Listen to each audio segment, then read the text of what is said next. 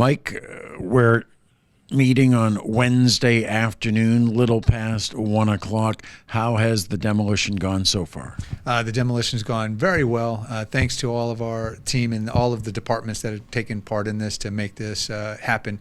Out of the imminent concern for public safety and public property, the demolition, got started, and once they got up there, they found extensive damage, and they just had to keep going until they made it safe. Mark, I was there on Monday when I guess the foreman called over to you. There's part of a wall collapsed on the narrow, long part of the building as well. I guess the decision was made, take that down as well.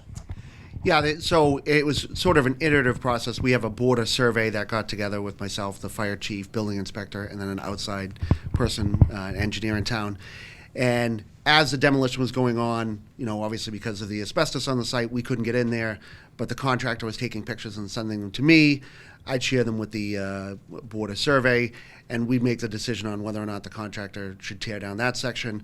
We were trying to keep the facade along Broadway, the long one-story building, throughout the project, but once we determined, that we really couldn't save it, they started to take it down, and literally yesterday, the first section came down in a single 100-foot piece while we were pulling on a piece of pipe. Just the whole building collapsed in on itself, so it turns out it was the right move, because that would have, in a windstorm or something else, just fell on itself. Other than that, have there been any other surprises?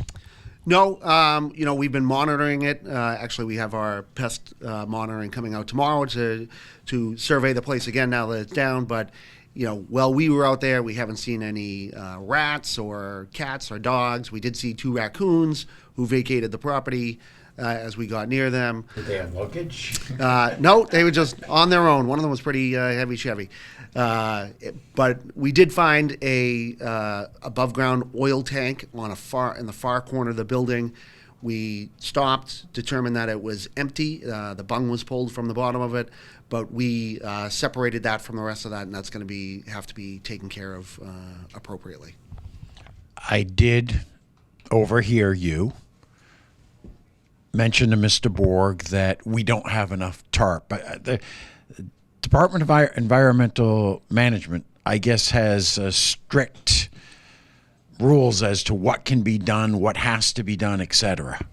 Yes, the entire pile, once we're completed, and now that the building is down, except for one 2,000 square foot section, the remainder of the building has to be put into a neat pile and completely covered with a 6mm reinforced polyethylene tarp.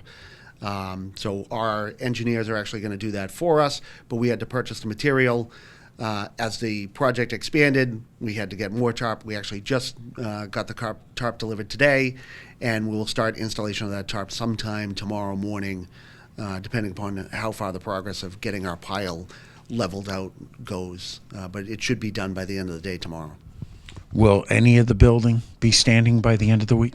On the far southern portion, there is about 100-foot long by 40-foot deep block building. It's a concrete block building with reinforced I-beams throughout.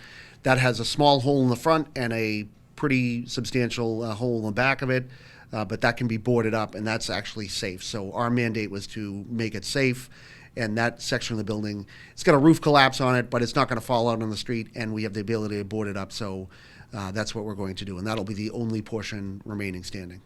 How do you keep inquisitive kids out of there?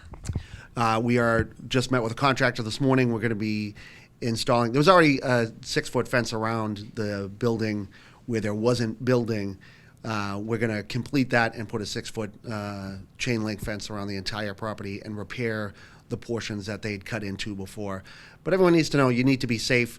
Just because it's covered and it's in a pile, there's some empty pocket spaces in there, so people walking on the pile, there is a good chance for you to fall and hurt yourself. So people really should just stay away from the building.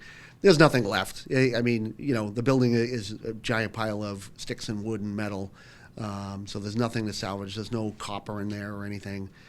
So people really should just stay away from it. It is a dangerous area, and it does have asbestos and lead. Mike, I noticed there was equipment set up actually monitoring the air so that if asbestos was in the wind, people would don't know about it and probably stop immediately until it could be taken care of. Have there been any issues like that? Yeah, no issues. Matter of fact, we got the report just this afternoon from the past couple of days of air monitoring. There's been no seepage or leakage or any spread of any contamination. All the results came back negative. Other than the two raccoons, one of them quite chunky, as Mark said, have there been any issues? Have rats been reported in the area?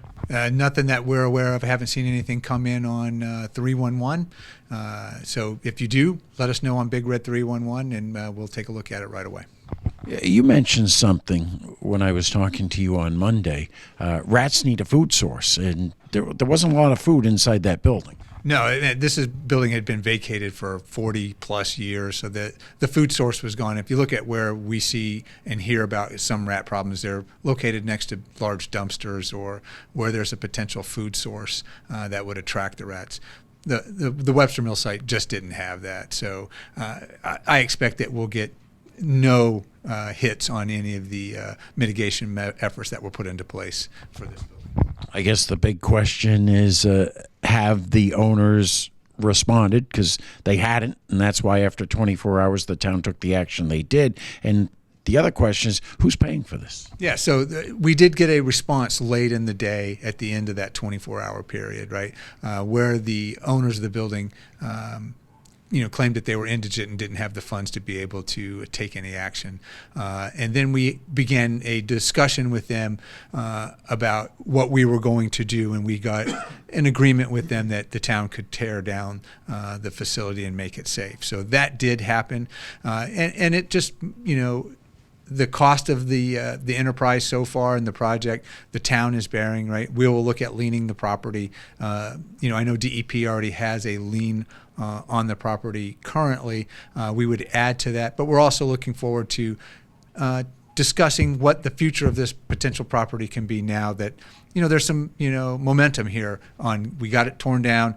We have an opportunity to potentially clean up the contamination with the revolving loan fund that the town has from the Environmental Protection Agency. So we're looking forward to those conversations. There's going to be also a number of conversations with the town council and looking at how we can, potentially bring this back and make it a vibrant part of the town infrastructure. And then finally, Mark talked about the debris. What's it going to take for the debris to be removed? Is that the owner's responsibility? You mentioned they're indigent. Will the town have to do that eventually? So initially, the responsibility is going to fall back to the owners, right? This is still private property, right? Again, we acted out of concern, for public safety and public property. But we want to have the conversation to figure out what can happen. If there's some arrangements that can be made with the town and the owners to come to some kind of agreement, we'll look at that possibility. But right now, the town's on the hook for the current demo costs. Do you think the average resident realizes that there are certain things the town can do and can't do, and they can do after certain steps have been taken? I certainly hope so, because that seems to be the reality. We are limited by what we can do when it comes to private property. But, reach out, ask us, get a hold of us, come in, sit down. If my door's open, happy to sit down and have that conversation. I do see that a lot of people, say, it took a really long time for this to happen. And I talked to a number of people that were glad that it was happening. It wasn't until this point where it became a threat to public safety that we were able to act. But I think there's an opportunity here. We've got some momentum with this, right? It's a key part of downtown area, right? And there can be some other development in and around there as a result of this. So we're going to look at this with an open mind, have a great discussion with the town council, and then reach out to the residents and see what we can come up with ideas of what and how we might solve some of these problems.